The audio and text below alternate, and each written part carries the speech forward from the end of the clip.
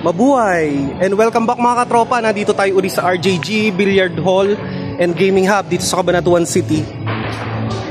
Kaya nga pala tayo laging gano'n, naging mabuhay. Yun yung pambati nating mga Pilipino, di ba? Nung nag-training nga pala kami sa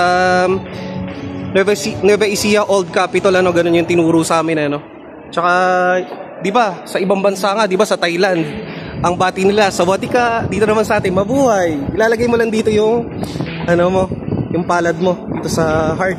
Ayan, mabuhay, ganun ang bati. Tsaka yung ending, di ba, kapag ito sa mga guest, maraming salamat po, ingat po kayo, ganun. Yung mga natutunan natin. Kasama natin dito si Andrew, ayan. Si Andrew, tsaka si Mark na tropa ni Jervy. Mataga ba nga din, ganun? Ay, sa Bitas naman siya. Siya pala yung dinaanan nyo doon, Maganda libangan nga itong bilyar kaysa naman mapunta ka pa sa masamang bisyo.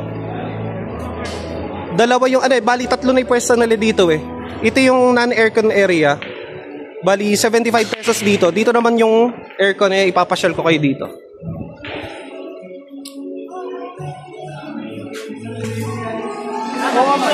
Hello ate. Sama ko sa inyo. Oo. Ito ang kapitbahay ko to. Si Mac Leonard. Hello po. Bali, dito naman yung aircon naman dito. Magkano na po kami dito sa loob? Hindi po, magkano po dito sa loob nga yung rate natin? 180 pesos. Tapos dito sa labas yung 75 pesos. Ayan. Kapag inainita kami, dito kami nagaan. Andito yung makasama ko sa labas. RJG Billiard Hall and Gaming Hub dito sa Cabanatuan City. Open na rin po sa kabila. Kasi nag-open sila ng another 10 tables dito sa kabila. Ayan. I-renovate nila. Marami kayong mga order dito habang naglalaro kayo. Merong mga snacks dito tapos may drinks din dito. Ayan, merong mga snacks. And meron ditong mga drinks. Meron pa ice cream. Ayan.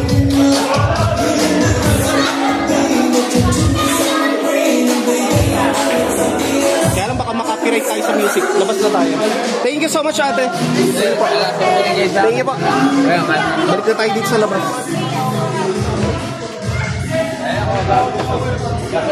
Mababait yung mga staff nila dito. Meron din ditong computer area pala yan. So punta na rin kayo dito. Isama nyo na buong tropa dito sa RJG Billiard Hall and Gaming Hub dito sa Cabanatuan City. This is JR Dela Pena. Thank you for watching Kuya JR TV.